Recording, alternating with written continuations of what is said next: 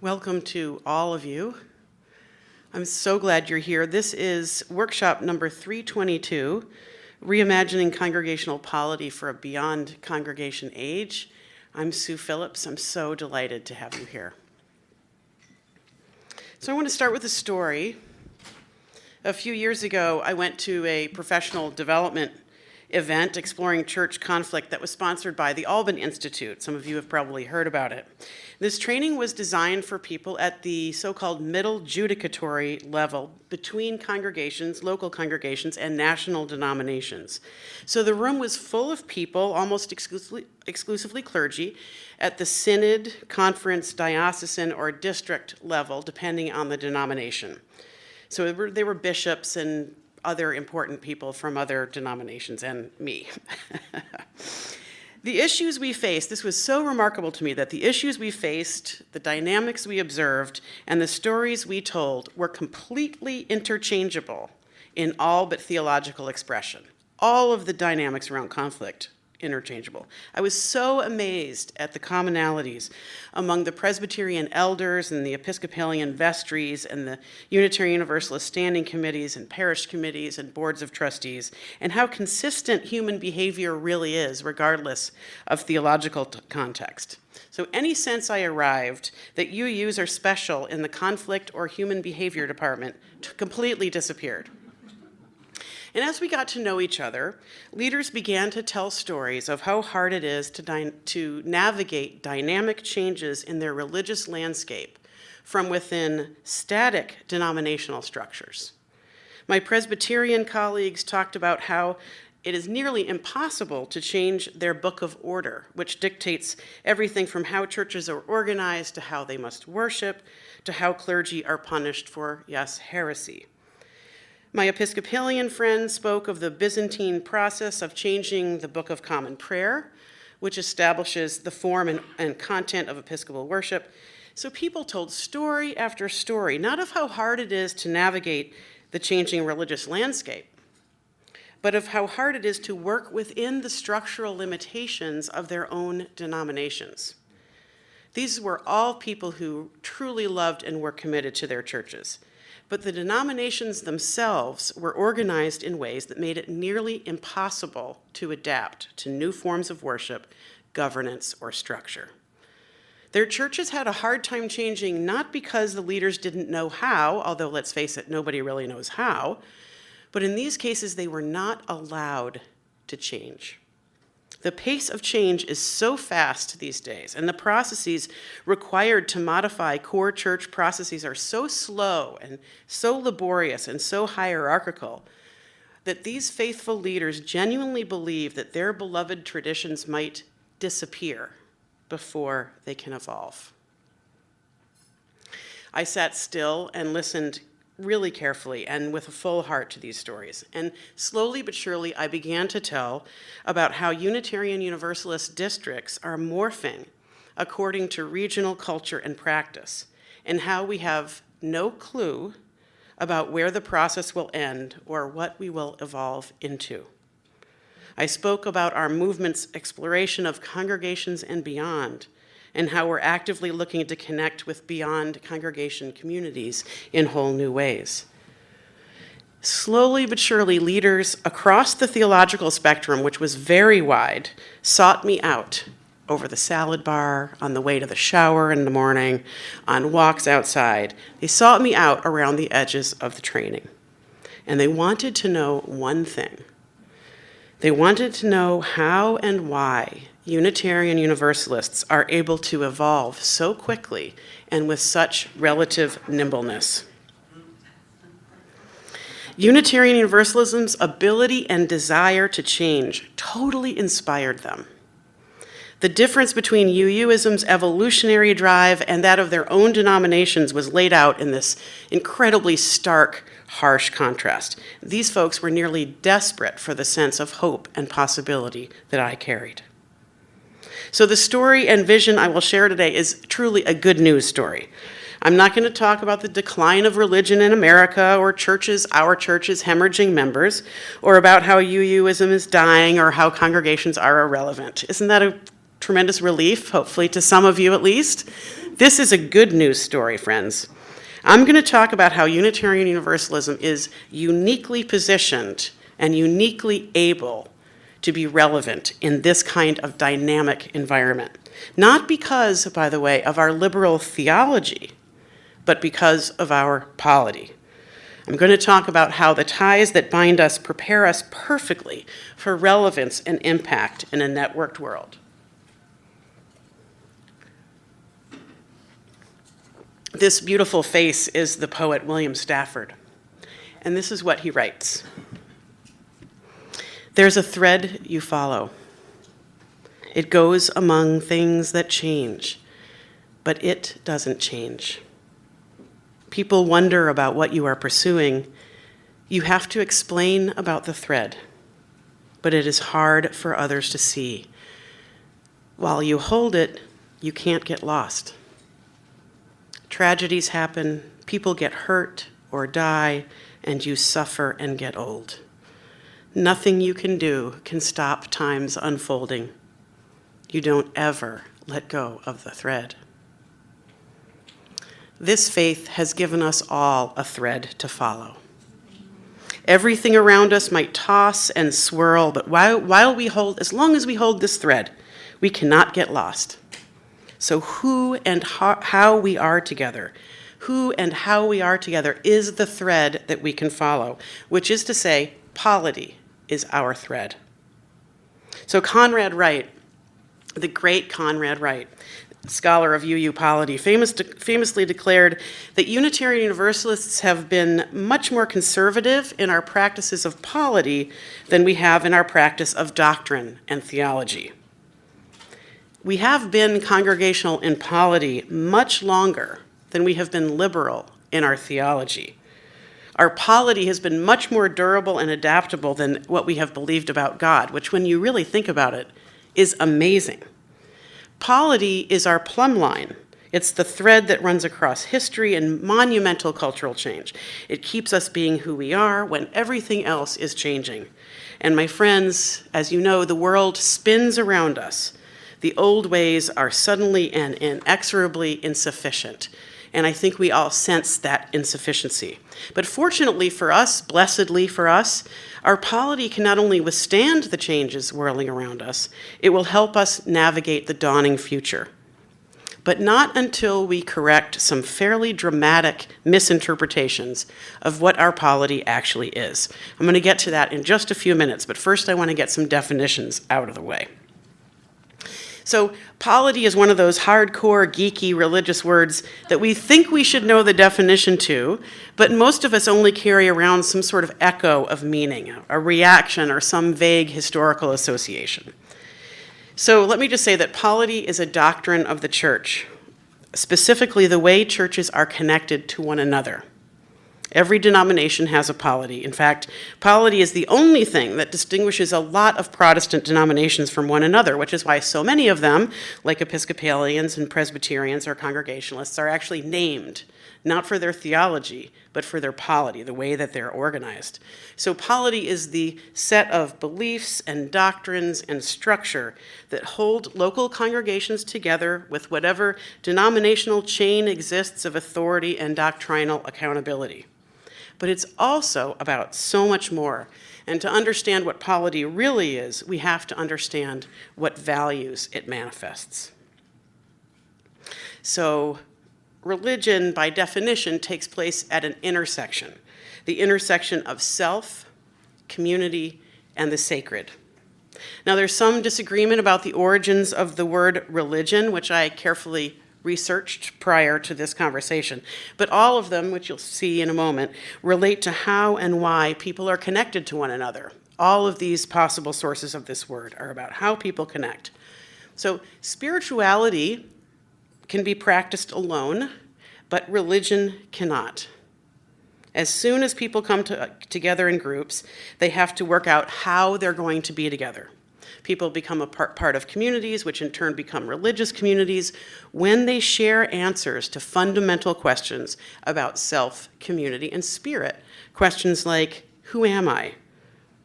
Who are we? And what makes us us? What's the nature of God? What does God want from us? Are humans essentially good or fundamentally sinful?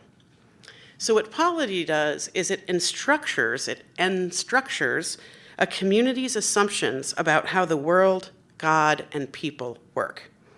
It's the way people choose to organize themselves around their collective purpose, and it both reflects and creates that purpose. It's the architecture that supports shared religious life. Fair enough overview? All right. So Unitarian Universalists, along with our cousins, the United Church of Christ, and several other smaller denominations, are, as I'm sure you all know, congregational in our polity, which means that congregations are both independent and connected to one another through covenant. So both independent and connected. So what did I do? I'm a normal person. I looked up in Wikipedia what congregational polity is. And what it says is that congregational polity is defined as a collection of self-governed voluntary institutions, which I suppose is at least vaguely accurate. But then the article calls this form of polity a type of religious anarchism.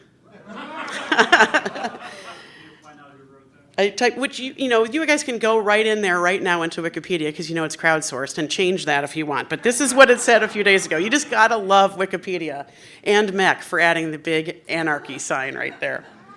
So when our friends at Wikipedia define congregational polity as self-governed voluntary institutions, they're defining it really in opposition to dominant religious culture, in which churches are governed by priestly authority and denominational hierarchies. And you try finding an image that represents priestly authority and denominational hierarchies without offending people. Not too bad. Cheers to the slide creator. So while the Wikipedia definition might describe a little piece of congregational polity, it totally misses the larger story. So you all, I'm sure, know that Unitarian Universalist congregations are, in fact, self-governed. Each congregation names its own conditions for membership, it calls and ordains ministers, and controls its own budget. But we are also united in mutual covenant with other congregations. We intentionally come together to learn, to support one another, and to accomplish together what we can't accomplish alone. Our congregations may be self-governed, but there is literally no such thing as a Unitarian Universalist congregation which is not connected by covenant to the community of Unitarian Universalist congregations. To be an officially recognized congregation in our tradition is to join the association of congregations. There is literally no such thing as a UU congregation that is not connected in covenant. So our congregations are voluntary associations in the sense that members and friends participate according to their conscience. No one is compelled by creedal requirement or eschatological fear or priestly mandate to join a UU congregation, but we're nonetheless called to engage in religious community. We are called to engage in religious community. Whether that call comes from individual conscience, justice-seeking community, or God, Unitarian Universalism teaches us that we're called to create beloved community in community. Our theologies may differ about who or what is calling us, but we're united in a belief that we are part of an interdependent web of existence. So this call, wherever it comes from, and however that manifests in our individual lives, is that which compels us to come together. So if you're taking notes about the controversial things I say, you might want to take special attention to the next couple sentences. By the way, this is a good time to note that we will have time for questions at the end, so make note of the things hopefully you'll make note of the things, not just the things you object to. But this is what I believe. I believe that there is no such thing as a Unitarian Universalist by themselves. Our faith is practiced plain and simple in covenanted community. Now, it's a really bold thing to claim that people can't really be a UU by themselves, but I want to draw a parallel that helps explain why I'm so bold to say. In our tradition, congregations can ordain ministers, but only the association can admit ministers into fellowship. A minister who is ordained but not fellowshipped may call themselves the minister of a particular church, but they may not call themselves a Unitarian Universalist minister. Did you know that? A minister who is ordained but not fellowshipped may call themselves the minister of First Parish in Brookline, for example, but they may not call themselves a Unitarian Universalist minister. The individual church might claim that minister, but the larger community of congregations does not. The larger community of ministers claims that colleague by virtue of fellowship, not ordination. That's why we have 2 tracks in our process. Ordination and fellowship are separate. Maintaining the independence of congregations to ordain and the larger community to set the conditions under which we will extend the right hand of fellowship. In exactly the same way, a person can claim Unitarian Universalist beliefs, but if they are not a part of a covenanted community, they have not been claimed back. Our faith is practiced in covenanted community. Individual beliefs may constitute spirituality, but they are not religious. They are not Unitarian Universalist. So participation in our congregations and communities is voluntary, back to the Wikipedia definition. It's voluntary in the sense that it is not strictly required by any sort of external authority. But I would ask, are we not responsible to the call to manifest the interdependent web by co-creating a beloved community? Does our faith not require us to help increase the sum of love and justice in the world? So our faith puts claims on us, moral and ethical, and for some of us, theological duty claims and compels us. And we cannot ignore those claims. Because we claim and are claimed by our faith, participation in UU community is much richer than this notion of voluntary participation can possibly convey. So yes, it's true, but it's only a tiny little flat dimension of the truth. So somewhere along the line, our collective understanding of congregational polity, our movements, people in our movements, became a lot like that Wikipedia definition. Sort of right, but almost exclusively defined in contrast to dominant religious culture, and failing to express vital dimensions of meaning that are absolutely core to who we are as Unitarian Universalists. Somewhere along the line, congregational polity became conflated with the autonomy of individual congregations. The rich dimensionality of mutual covenant and interdependence has been sheared off, leaving only the barest bones of isolated self-governance and independence. Congregational polity is a bird grounded with a broken wing. And so, in some ways, is our faith. There is an exact parallel, I think, between the way we understand congregations' relationships to one another and individual UU's relationships to their congregations and communities. In just the same way, the independence of individual UUs, is often privileged over interdependent community in our congregations. Exploring the conscience and individual journeys of individual people is perceived as the penultimate purpose of many UU communities. And our people therefore tend to, not always, but tend to organize themselves around individual conscience, individual discernment, and direct democracy, rather than mutually covenanted collective conscience, collective discernment, and collective action. Do you recognize this dichotomy? Covenant, mutual covenant, is the missing link in our understanding of congregational polity. Because congregational polity is not the autonomy of individual congregations, but the covenanted communion of autonomous congregations. And this, in the words of the great Conrad Wright, is a significantly different thing. So let me repeat that. Congregational polity is not the autonomy of individual congregations, but the communion of autonomous churches, a significantly different thing. Believing that congregational polity is primarily concerned with supporting and protecting individual voices in congregations is nothing less than heresy. Yes, I just called it heresy. And not in this sort of cute renegade way. I mean in the literal way, like apostasy, the renunciation or abandonment of a religious principle. Equating congregational polity with autonomy undermines our interconnectedness, it erodes our covenant, and I believe endangers our communities. It is flat out ahistorical, not to mention wrong. The Cambridge Platform, which established congregational polity in, any takers, what year? 1648. Oh, be still my heart.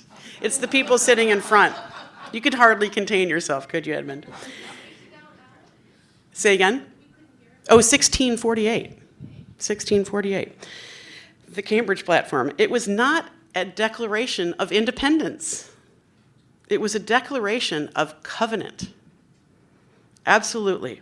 Our ancestors would be horrified to learn that their commitment to operating by the consent of members, which they did, a radical notion at the time, they'd be horrified that their commitment to operating by the consent of members would one day lead to such an erosion of covenant, and that independence would overtake mutual reliance. They would be horrified that their children have to let go, or have let go, I should say, of the thread of mutual covenant. So as Unitarians and Universalists, and then as Unitarian Universalists, we've allowed our beliefs to change over the long years according to conscience and science and revelation. We've managed to stay together even as the core Christian story receded as one among many wisdom stories. Our people have integrated the rationalism of science, the intuition of transcendentalism, and the ethics of humanism.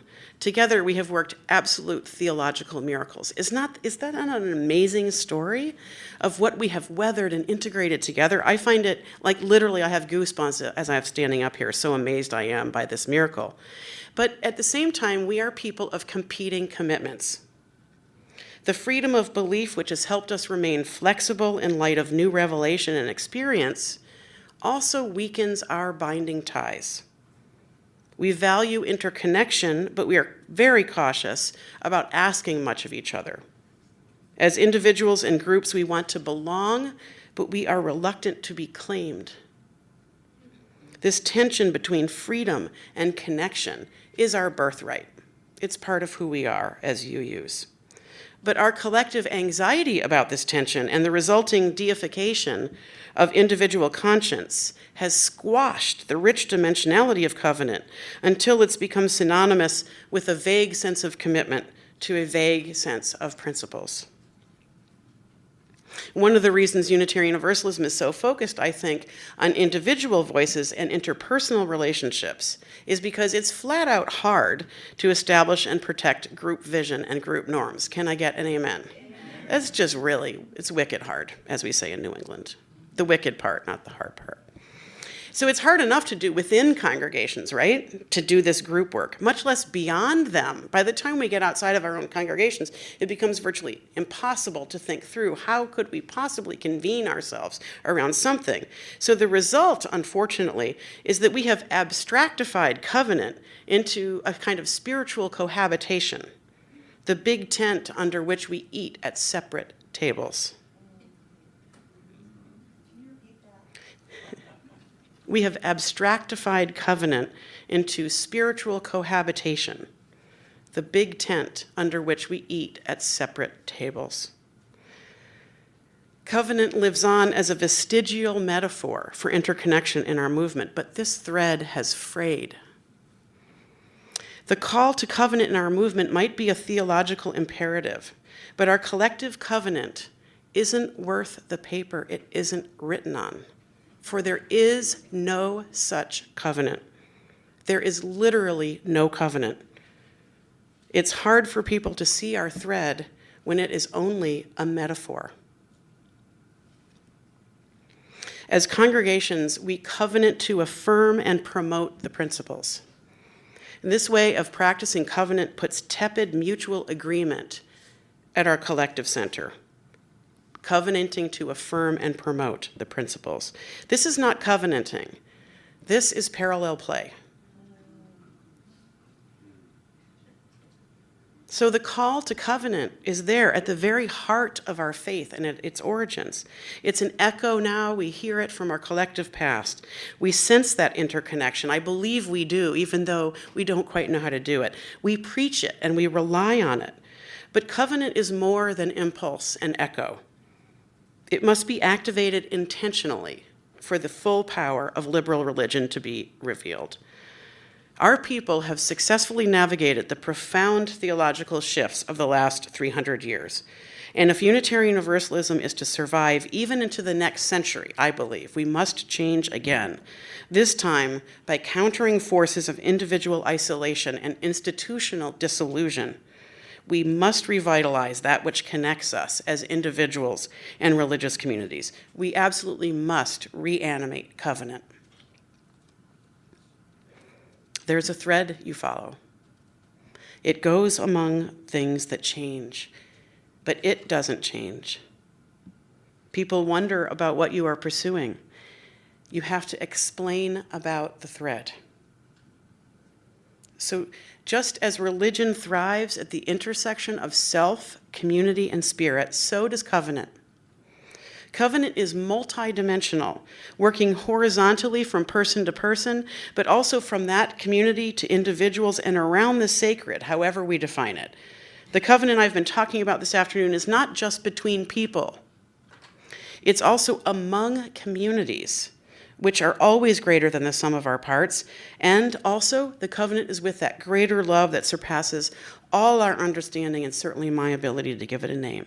Covenant is both the call and the answer to living a life within all these dimensions. But for many of our congregations, the meaning of covenant has been compressed into the means by which we convey expectations and exercise a degree of control over individual behavior. Some of you might have these kinds of covenants in your congregation. Behavioral covenants are the only way most of our congregations, not all, but they're the only way most of our congregations experience covenant. And there's no mistaking the function of these, which is to manage unhealthy individual behavior. That's important. But we have inadvertently taught our people that covenants are about getting other people to stop behaving badly. I am a big fan of people stopping behaving badly, but this also is not a covenant. Sorry. We totally come by this honestly. The Cambridge platform, I know you probably haven't read it in the last couple of days, so let me refresh your memory. By the way, the Cambridge platform is totally available on Google. You could be reading it right now, not that you should be. The Cambridge platform it's hysterical. I love this document so much, and one of the reasons it's very funny.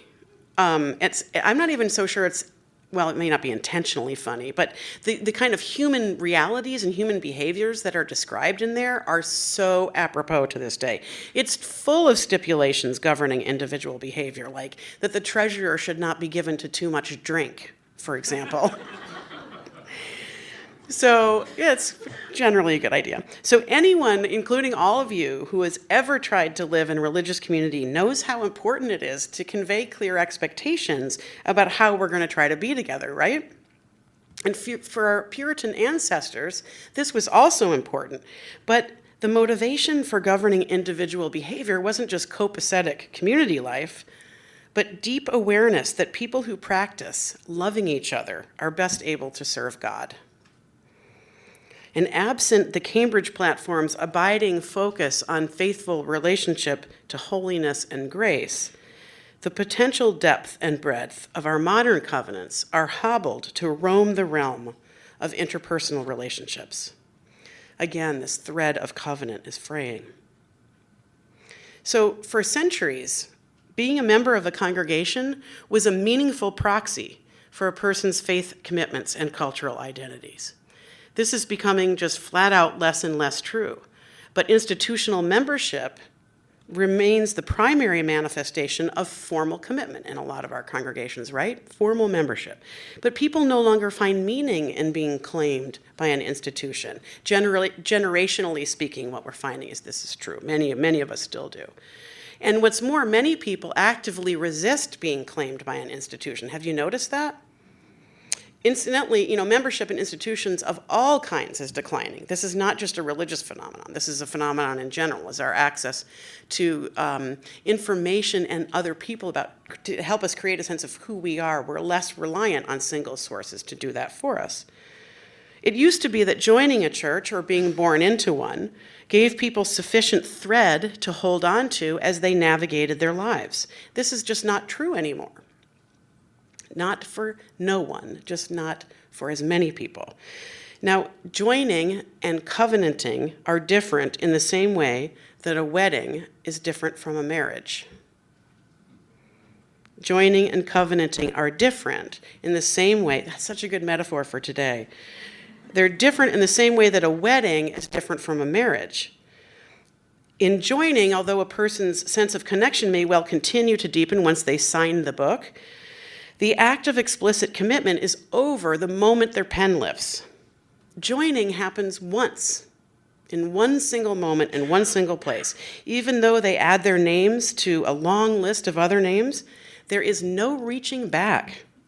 Nothing mutual happens in that moment, thus flattening a multidimensional religious world into a single act by a single individual. A community that accepts an individual act to mark entry implicitly creates a community of isolated individuals. A community that accepts an isolated individual act to mark entry implicitly creates a community of isolated individuals. Or at least we send a message that is core to the identity of the place. When I was a parish minister, that signing the book actually happened in a tiny little room that valued the presence of the book as though it were something in particular. It was just me and the people signing alone, and thank God I was there to shake hands, but I am paltry recompense for a sense of covenant with history, with ancestors, with people coming forward, and with people in the congregation itself, not to mention the larger community. So at its richest theological roots, covenant is how Unitarian Universalism asks our people to manifest their love for one another and for the world. It both creates and reflects our belief that we are interconnected and that a life well lived calls us to explore and practice this interconnection. Covenant is an expression of the impulse to connect that people already carry out into our communities, of the desire to make meaning, to witness and be witnessed, to join our efforts with others and be held by song and story. This impulse is galvanized by a path of spiritual deepening, and that path just begs for trail markers. And I believe the practice of covenant can be both the path and the blazes on the journey. So Unitarian Universalist ministries living in the beyond of congregations and beyond totally seem to understand this. Because they are emerging and new, these ministries don't have such strong institutional DNA. The most vital of these beyonders are trying to create new communities where membership in the traditional institutional sense is completely irrelevant, because it's irrelevant to the people who are becoming parts of those communities. But at the same time, what I hear from these leaders over and over again is that people within these worshiping communities want to feel and be connected, and their leaders are asking how. So they want to be connected, and not just within the community, but without it. But membership is not a way for them to do that. So the question is, how? And many beyond ministries are answering the question of how with covenant. Not just internal covenants among participants, but many sincerely want to be in covenant with the larger UU community because they know they cannot be Unitarian Universalist alone. They need us to do it. The clearest and most prophetic voices in our movement right now, in my judgment, are from beyond communities. What are they asking? What's the core to congregations and beyond? They are saying, please, will you be in mutual covenant with us? And my question to all of you is, are we going to say yes? And if we're going to say yes, there needs to be a covenant to which we might all belong. So Imagine if instead of signing the book, our people entered and were welcomed into covenant. Now, this happens in some of our congregations, and frankly, in my experience, it happens in the most dynamic, most healthy, and growing congregations. Do this already. Folks coming into covenant would clearly understand and commit to whatever shared promises lived at the center of that congregation or community, and current covenant partners would renew their commitment to serve that purpose and to practice being in faithful community. Mutual covenanting could replace both joining as the act of commitment and membership as its means. Renewing the collective covenant could become a regular community practice, thus liberating joining and membership from the confines of isolated individual action and recasting it in intentional mutuality. The single thread of individual membership could thus be woven into much stronger stuff. The forces of disillusion and disconnection, my cousins, are so strong. Our people come to Unitarian Universalism, perhaps just like you did, I know like I did, to help navigate and withstand all that alienates us from meaning and connection, which is so rampant and so rife in our world. I believe that putting covenant back in the center of community life could give us all a very powerful way to claim and be claimed by community and by all that is holy, which is to say, in part, by each other. So our UUA is comprised of member congregations right now, in which members relate to each other through the associational center to accomplish together what we can't accomplish alone. Things I'm sure you could list yourself, like creating RE curricula and hymnals and supporting ministerial credentialing so that we can have that whole fellowshipping track. Ministerial search and settlement, and so that we can be represented in social action and witness. Connection between and among congregations is expressed through shared membership in the associational core. The association provides the support congregations promise to one another, and congregations come together via the General Assembly to do the business of the association. So this way of organizing is a centralized network with a hub in the middle and members connecting to each other through the hub, almost entirely, not exclusively, but almost entirely.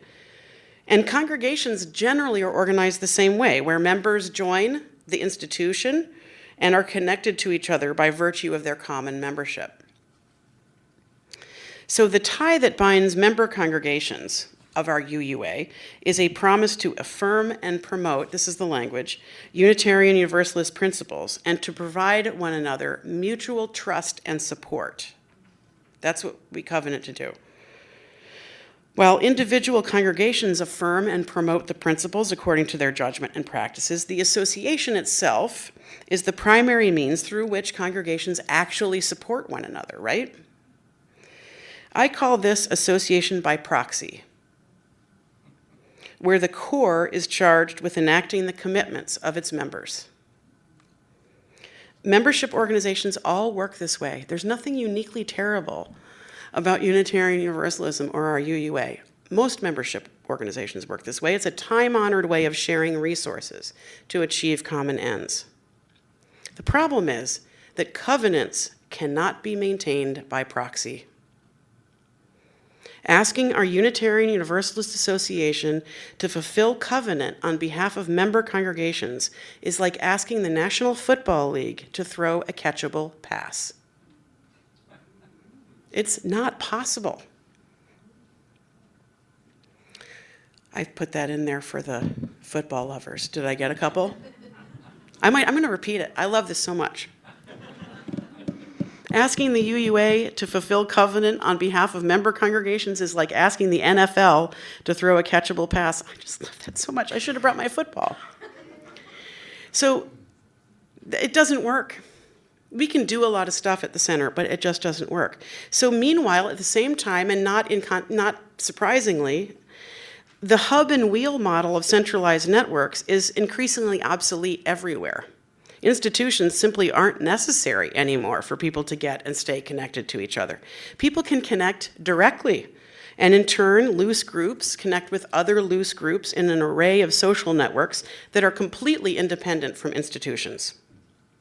The affinities that connect people, like common interests and identities and values, the possibilities are endless, are multidimensional, and the resulting web of group affiliations is dynamic and complex and self-organizing. The ties that bind this web is dynamic convergence of shared interests, not the characteristics of the individual parts. This is such a different world, isn't it, from the one our ancestors imagined. But at the same time, these people who are connecting dynamically, think Facebook if you're looking for the kind of quintessential image I'm talking about. People who go through these groups need a way to get and to stay connected, to probe for and express affiliation.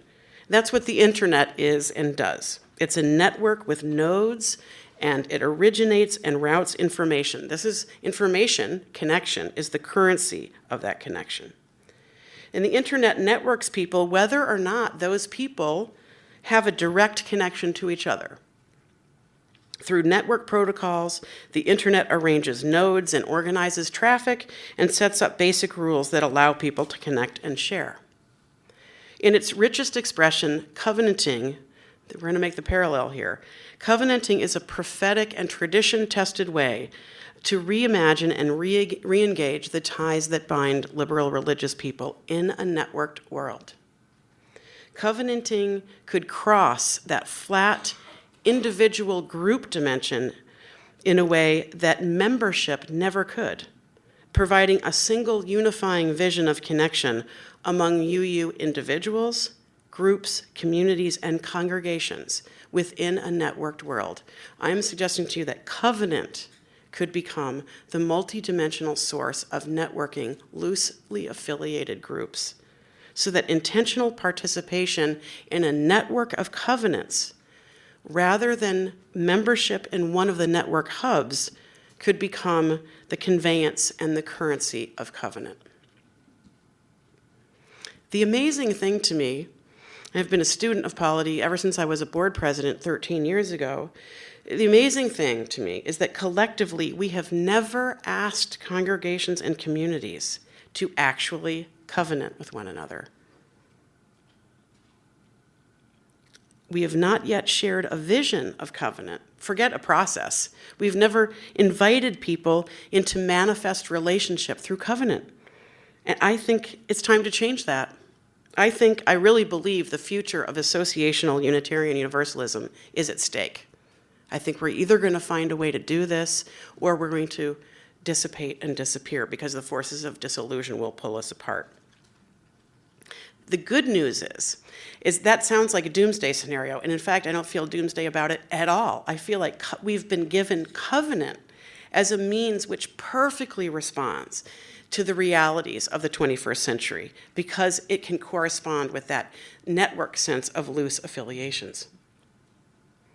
So even now, as we expand our associational vision to include covenanting communities, and notice, by the way, there's a gerund there. That this concept started off within our UUA as covenanted communities, and even in the last year, that language has changed to covenanting communities. So what does that represent? A huge difference. Covenanted communities covenanted once, in one time, in one place, in one moment. Covenanting communities commit, by definition, to replenishing themselves in mutual covenant. So even now, as we're expanding our definition, our UUA asks that groups have internal covenants, which is a great start. But we do not ask these communities to enter into mutual covenant with the larger community of UUism. Why not? Because there is no such covenant. There's nothing for these groups to join. Though the language of our principles and purposes changed several times between consolidation in 1961 and the current 1995 version, that introductory sentence which you see here, in the place you most encounter it, which is in the front of our gray hymnal, we, the member congregations of the Unitarian Universalist Association, covenant to affirm and promote This has not, nor has the collective promise enshrined in our UUA bylaws of member congregations to promise one another our mutual trust and support. So this has been our statement for almost 20 years. Did I do the math right? Yes, I think I did. So adjustments to the language in the original promise of covenant were adopted by delegates at General Assembly. For all but our newest congregations, the commitment to covenant with the Association of Congregations happened last in 1995. And then only by individual delegates, representative though they may have been of member congregations. You begin to see how thin the ice is on which we try to walk together. So I want to be clear for just a moment. I don't believe this is a covenant. I don't think there's the word covenant in here, but I don't believe this represents a covenant. In no way do I want to disrespect the principles or the intentions behind it. I believe there's a lot to be mined here. I'm just simply saying that it's not an actual covenant and it's not actually mutual.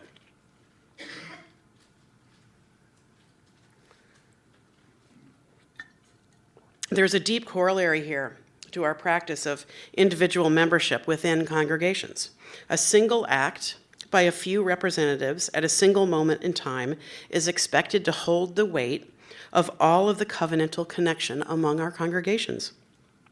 It's just not possible, right? The weakness of our collective covenantal bonds, the weakness of these bonds has been a challenge throughout Unitarian and Universalist and UU history, not just in the modern era. But as institutions have declined recently, so frankly have commitments to Unitarian Universalism. And signs of weak associational identity and commitment are everywhere.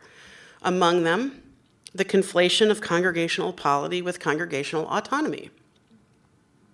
Low and deteriorating rates of congregational giving to districts and to our UUA, which is slowly being withheld the resources that we need to do what congregations say they want to do together. Bit by bit by bit, our UUA is getting smaller and smaller and smaller and smaller until we will go away. We have low levels of awareness, so this is going to break it down to congregational level. There are very low levels of awareness of the larger community of congregations. I live in a place in Boston where if you Google UU congregation, you know how it pops a map? There are 75 congregations within 20 miles of my house. I know it's like impossible for people outside of New England to even grok that. But you guys, I believe there's less awareness of neighbors in a high density proximity like that. Do you think that people in Ogden, Utah don't know how close the next congregation is? Is there anybody from Ogden here? Because I'll bet you know exactly how long the drive is or how far the flight. Not so in Boston, where we have the mixed blessing of practically being on top of one another. So the other way that this kind of disillusion manifests is suspicion of our UUA, which I find to be just mind-boggling, the degree of suspicion about our UUA. Do you know what I'm talking about? Whew. But meanwhile, new patterns of connection are emerging, most notably social networks and the resulting networked networks. Our congregations and denomination have been a little bit flat-footed, even though I think, as you all know, I am a member of our UUA staff, and we try hard to think as hard as we can about all these things. We've been a little flat-footed as we try to understand and adapt to all these changes happening to and around us. In the same way that social media links networks of networked people, UUs could connect to each other, to communities, and to congregations, and to our association through networks of covenants. Covenant could become the platform through which different communities interpret and manifest their collective discernment. The practice of covenanting, not necessarily the substance of the covenant, could define our larger community of faith. So the ing part of covenant could come to define our faith, even as the substance stays adaptable, changeable, and locally appropriate. Congregations, worshiping communities, meetup groups, and individual people could all participate, thus breaking down at last the wall between and among congregations and the vast beyond. Individuals and groups and communities, congregations could link directly in a network of covenants, thus eroding at last this unhelpful dichotomy between individual membership in a congregation and congregational membership in the association. Our association has been an individual membership group in previous iterations. I believe it's time to consider the possibility that we could have a network of covenants that link individuals and congregations as one. So our association could still have a central covenant, clarified and revived, God willing, from its current torpor, and be comprised of covenanting partners rather than members. Congregations, I believe, will continue to be the center of our faith. I genuinely believe that. But Unitarian Universalism doesn't actually live in congregations. Our faith lives in the hearts of faithful people who carry love and seek justice in the wider world, whether or not they belong to a congregation. Covenant could connect those hearts. Covenant could do justice to that dimension. So covenant is both a noun and a verb. It must be both a valuable thing unto itself and contain a practice for its constant becoming. Thus, living covenants must do three things. They must convey clear commitments, they must be open to new interpretation, and most importantly, they must be intentionally renewed. So first, our covenants must convey clear commitments. So faithful commitments, excuse me one moment, I'm beginning to stumble. Faithful covenants would be specific enough to be used as a discernment tool and aspirational enough to chart a course for faith formation. They would help individuals and communities understand mutual commitments and collective aspirations, and help covenant partners know when they are in covenant and how to get back in when they become estranged from it. Our covenants must be open to new interpretation, and they must be intentionally renewed. So faithful covenants could become a means and an end. An ongoing covenanting process would strengthen our mutual promises through reinterpretation as new wisdom is revealed, and would provide continuous on-ramps for newcomers. The forces keeping congregations isolated from one another mire our UUA in a very strange paradox. On the one hand, our UUA is deeply concerned with the vitality of individual congregations. On the other hand, our UUA serves as a proxy for the community of congregations. What our UUA hasn't really figured out yet is how to build the architecture of congregational interconnection. Not to be the architecture, mind you, like a proxy would, but to create and sustain that architecture. To my mind, the crowdfunding site Faithify is an example of this platform model of denominational support of covenantal connection. So how many of you know Faithify? Oh, bless you, you're making me so happy. So all Faithify does is provide a way for individuals to connect with other individuals and groups around shared values that are manifested in particular projects. The site's sole purpose is to help those connections happen, not to generate content or decide who gets funded or determine what projects should be on the site. Faithify is just a platform through which UUs explore and manifest our faith. I believe this is what our UUA could become. Not Faithify, but to use this notion. If covenant were at the center of Unitarian Universalism, our collective work as an association would shift to exploring collective call and purpose and commitment.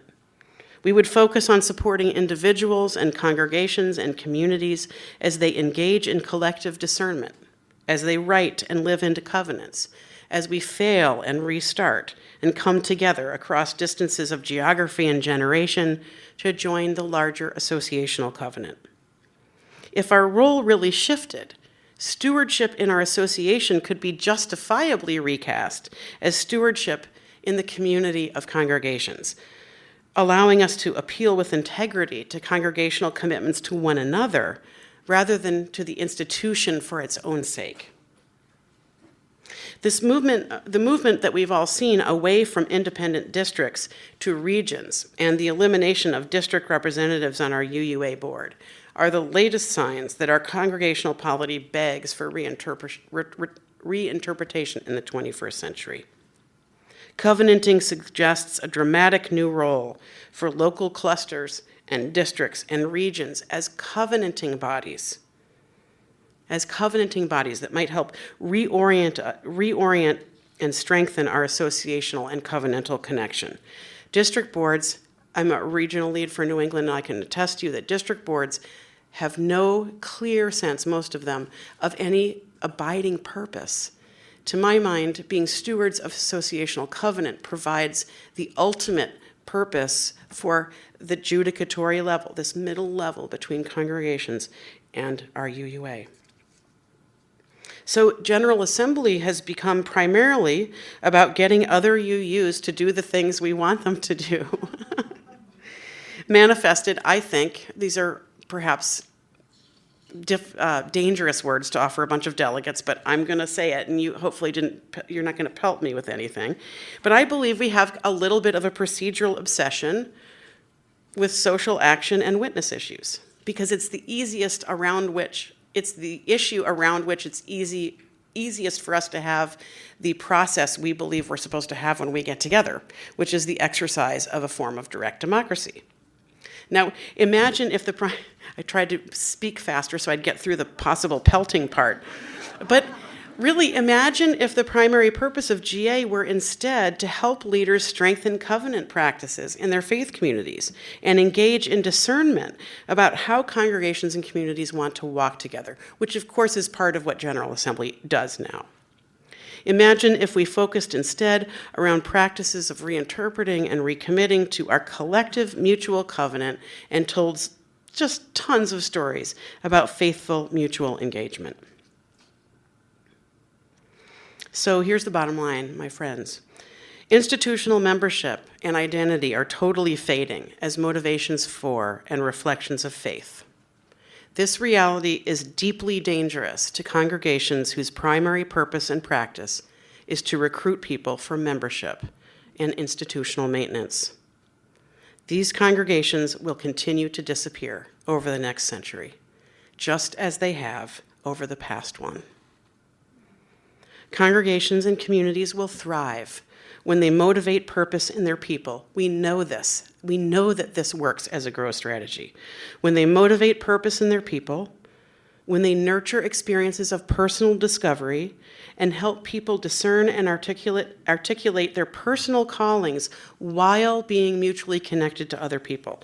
Congregations will thrive who encourage their people not to belong, but to be changed in the context of mutual covenant.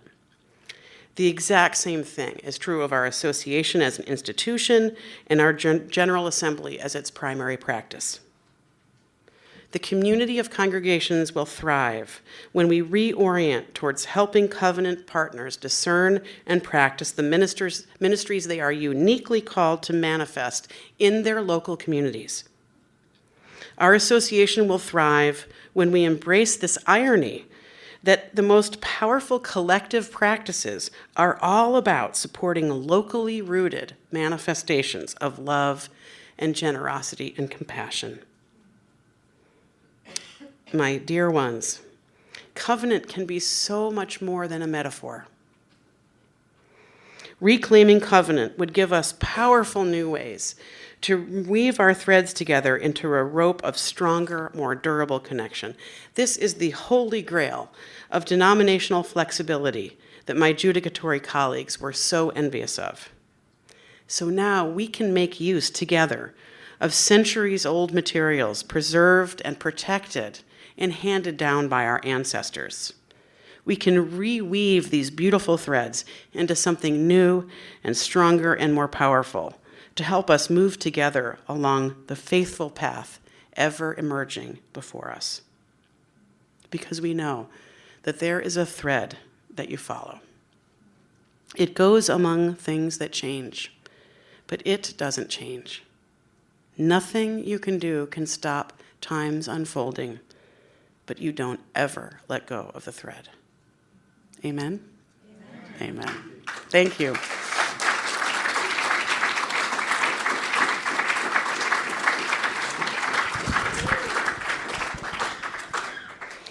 What patient listeners you are. So I imagine you might have some questions. I see some hands. This is marvelous. I know we're in a small room, but I also know that it can be awfully hard to hear, so I'm going to ask for your help with this. I would like you to feel free to ask questions that are one sentence, because I'm going to repeat them back to the group. So one sentence questions, please share. And of course, if you have a statement, you're welcome to make a statement too, but if you make it short so I can remember it, okay? Can you do that for me? Okay. Yes, back here in the middle. Yes, sir. So you mentioned Faithify as an example of a platform model of covenantal interaction. It's very compelling. Are there other examples you can give? Well, not that are quite so blunt, and frankly, I think clear. But if you look at our emerging congregations process, perhaps you saw the image with the roads and the different cars on the different roads with the different paths. So right now, our association is trying to create multiple entry points for emerging congregations and emerging covenanting communities to come in together to kind of practice being together and to grow and strengthen their own practices. This is another example where our UUA is creating a roadmap, but there's not only one entry point, there's multiple entry points. I consider that to be a little bit like a platform. So it's not dictating the path. It's acknowledging there are multiple points of entry, and just providing a way for those people to come together. This, by the way, is the URL for the handout, which is the actual text of what I've just said, which can be found also at this tiny URL, which I assume you can see. My goodness, the phones are coming out. So I hope that helps a little bit, but stay tuned because we're learning how to do this. Yeah, stay tuned. Yes? You had roughly a tripling of attendance between when you started and when you got going.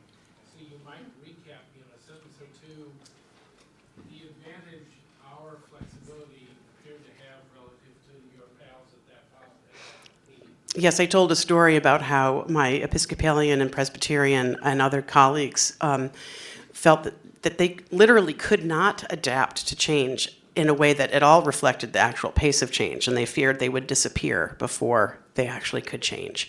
And to my mind, covenant and polity is what allows us to adapt and change. I know it seems slow, but in fact, we change because we can, and that's the one of the greatest gifts of Unitarian Universalism in its current expression, and it's going to, frankly, allow us to survive. That's why our growth rates are not as, they are in decline slightly, but compared to mainline religions, the other faiths that I mentioned, we are looking really good. I realize I forgot to repeat the question, and I'll try to do better. Yes, ma'am, here on the end. Are there examples in our faith or in others of this community of covenanting churches that you can reference? Are there examples of covenanting communities? There are fortunately countless examples of congregations working together explicitly across a wide continuum, everything from multi-site ministries where the congregations actually, they're structurally separate, but they share staff, often in covenant, with kind of covenantal clarity, to do either everything or some things. But then there's a huge continuum of way that congregations can engage each other covenantally to the point where we've had a couple of situations. Oh, I'll give you a little one. At First Parish in Quincy, the Church of the Presidents in Quincy, Massachusetts, outside Boston, they just installed their first new minister in something like 25 years. And during the installation, the presidents of neighboring congregations in Dorchester and Milton offered the charge to the congregation. So it wasn't some unknown minister coming in from the outside, it was the neighboring presidents coming in. That's not an explicit covenant, but it is a way of manifesting along a continuum of congregational connection that I believe is deeply powerful. But examples abound. All you have to do is ask and look around a little bit, you'll find them. Yes. Yes. Semi-related question. So what I heard you lift up from the Cambridge platform as things that it sounds like we're missing with our idea of covenant are holding each other accountable and supporting each other and the sacred why we do things. And I'm having I can kind of picture how we would hold each other accountable, congregation to congregation, but I can't picture how we would covenant on the sacred. Can you speak to this a little bit? The actual okay, see if you can do that for me in one short sentence. No semicolons, no prepositional phrases. How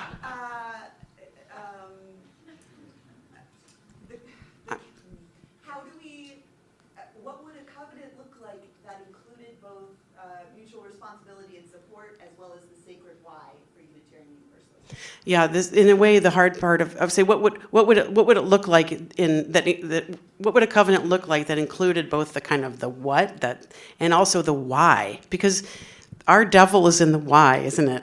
That's one of the reasons our principles are like our principles, because they're a little vague. Can I say that and not get in trouble? They're a little vague. And one of the reasons they're vague, people, is because the more specific you get, the more people disagree with them, right? So covenant would have the same challenge. But this is where the practice of covenanting, I don't want to deify covenant, but I do want to say that the practice of covenant and being in relationship with one another is a thing. It's a thing that manifests interconnection and beloved community, which is our thing, and that is theological. So I'm not sure that a covenant would contain theological expressions, but it would most absolutely manifest explicit theological commitments. Yeah. Yes, sir. One sentence? Do you think the covenant is antithetical to inclusiveness? Is covenant antithetical to inclusiveness? Absolutely, 100% not. Because covenants are volitional, and it's voluntary.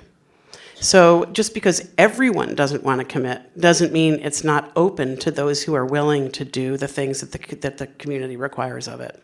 But if you had a strong accountability in the congregation, you would do so with a strong behavioral covenant, which means that you could actually expel somebody from your congregation, but that would violate inclusiveness and welcome, would it not?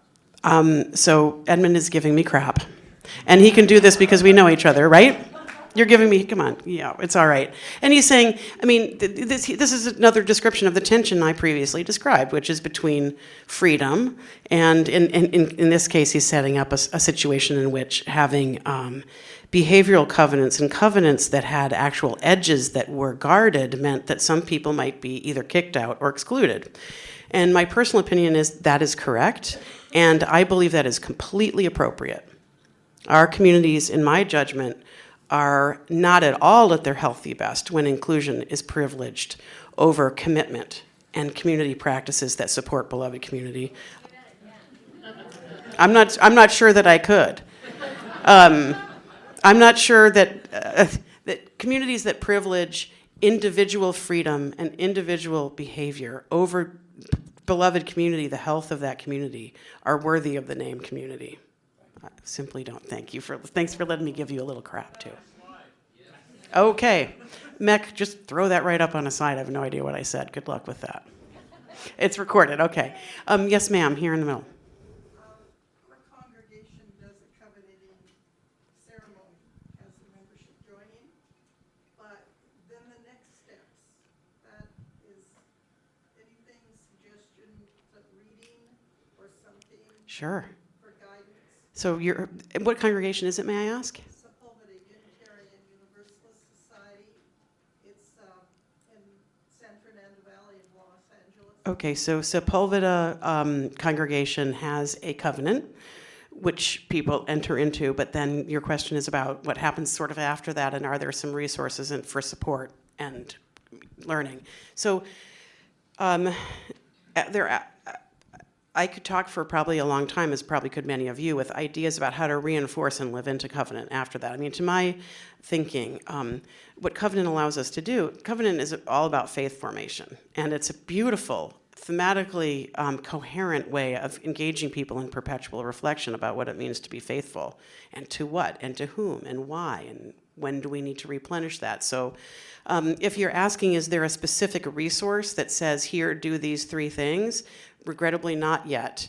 But my personal vocational goal is to build this idea of mutual covenanting enough so that within a year or two or three, We're going to have examples, and you're going to come back to this workshop next year, and you're going to tell us how you in Sepulveda have lived into this idea of mutual covenant post actual simple covenant, and let us all begin to learn how to do it. Because, this doesn't exist yet. We're creating it together. So I think that part's really cool. It's so nice not to be handed a manual and told to do it, right? Okay, somebody can do a time check for me. What time is it? You got 1 minute. I got 1 minute. Good Lord. Okay, yes, ma'am, back here. What is the role of the minister you envision in this new paradigm? What is the role of the minister in this new paradigm? As caster, keeper, supporter, coach, cheerleader, crier, prayer in chief around practices of covenant. And honestly, I think one of the most vital practices of covenant is grieving and sitting with each other when we mess it up. Because as soon as you have a covenant worth anything, we break it. I mean, literally, as soon. If it's not deep enough to be a challenge, it's not worth having. And so consequently, the work of the community, not just the minister, but the community itself, becomes creating space in which we can actually practice loving each other in beloved community. And that is hard. It's wicked hard. So I think it actually nurtures a pastoral sense in the entire community, not just with the minister. So I see many hands. I do. I'm so delighted for your interest. Thank you so much for coming. I will tell you that many of these ideas I'll be exploring further tomorrow at the workshop. I believe it's 1:15, that talks about the myth of congregational autonomy. So we'll be exploring some of these ideas more. So meanwhile, may I say blessings on you all. Thank you for your good covenantal hearts. I can't wait to see what we create with one another. Thank you.